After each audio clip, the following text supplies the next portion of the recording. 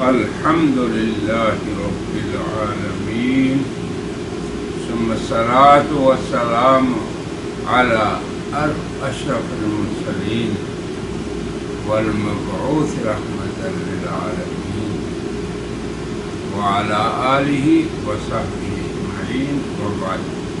أعوذ بالله من الشيطان الرجيم. بسم الله الرحمن وللہ المشرق والمغرب فأينما تولوا وجوه. وللہ المشرق والمغرب فأينما تولوا فثم وجه الله إن الله واسع. یہ آیت میں دوبارہ پڑھنے لگا ہوں، پڑھتے ہیں پہلے. وَلِلَّهِ الْمَشْرِقُ وَالْمَغْرِبُ فَأَيْنَمَا تُوَلُّوا فَثَمَّ وَجْهُ اللَّهِ إِنَّ اللَّهَ وَاسِعٌ عَلِيمٌ. صدق اللہ العظیم. سب سے پہلے اس آیت یعنی 115 آیت بقرہ کی کا درست تلفظ اور درست ادائیگی. تو یہ آیت شروع ہو رہی ہے وَلِلَّهِ الْمَشْرِقُ. تو یہ لفظ مشرق آف مشرق نہیں کہنا. وَالْمَغْرِبُ فَأَيْنَمَا تُوَلُّوا فَثَمَّ سا ہے یہ سین نہیں. فثم وجہ اللہ ان اللہ واسع علیم. واسع علیم نہیں کریں، عین واسع میں اور عین علیم میں کیا رکھنا ہے. اب اس کا آسان ترجمہ. اور اللہ تعالی ہی کے لیے ہے مشرق اور مغرب. فَأَيْنَمَا تُوَلُّوا، تو تم جس طرف منہ کرو وہیں ہے متوجہ یا اللہ کا چہرہ. یقیناً اللہ وسعت والا، گنجائش والا اور خوب علم والا ہے. یہ آیت 115 ہے. اس سے پہلے 114 اور 13 میں آپ نے دیکھ لیا کہ اللہ نے یہود کی ایسی شناعت جسے ہم شروع سے اگر شمار کریں تو یہ 29ویں شناعت بنتی ہے، مگر اس میں نصارہ اور مشرکین بھی ان کے ساتھ شریک ہیں. یہ شناعت کیا تھی کہ اللہ کے بندوں کو اللہ کی مساجد سے منع کرنا کہ وہ اس کا ذکر کریں، نماز ادا کریں، اس کے کلام کی تلاوت کریں اور مسجد کے اعمال سے مسجد کی تعمیر کریں، آباد رکھیں.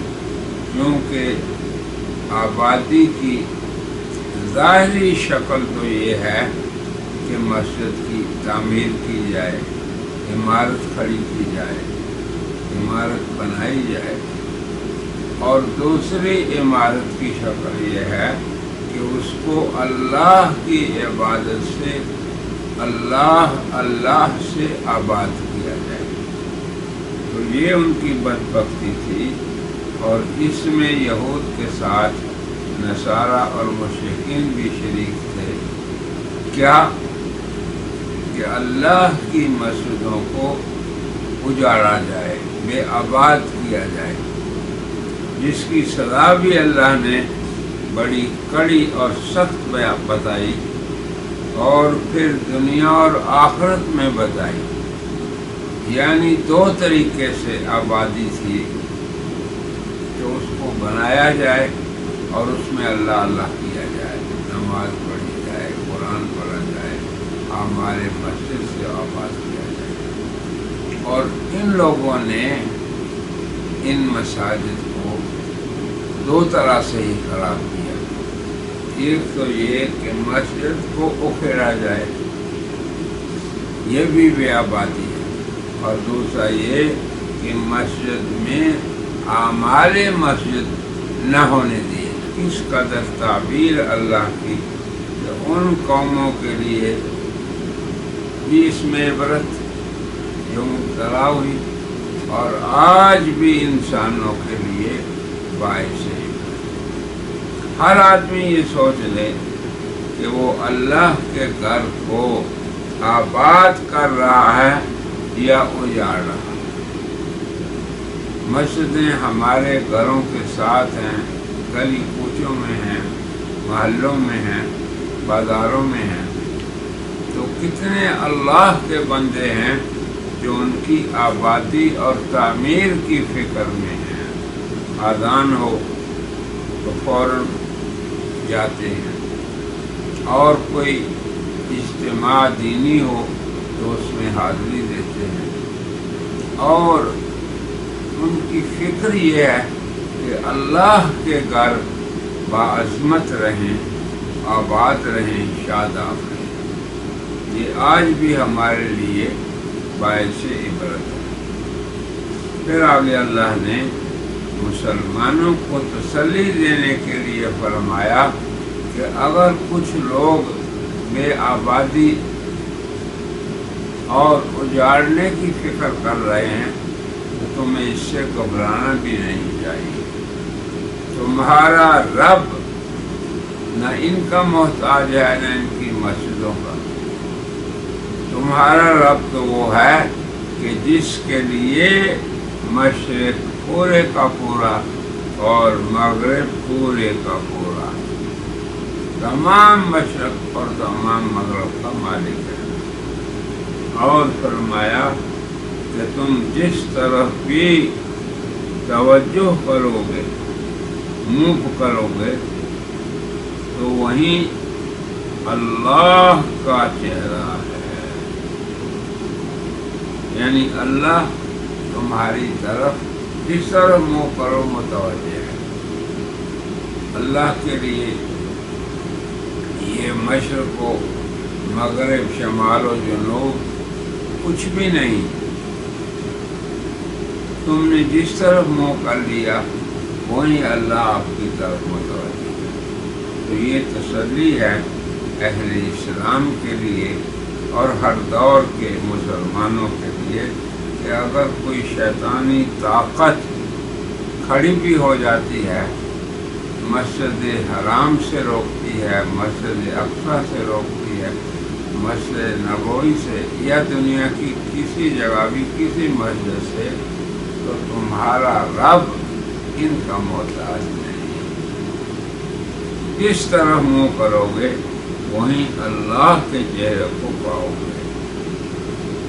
ان اللہ واسع علیم، اللہ وسعت والا اور خوب علم والا ہے۔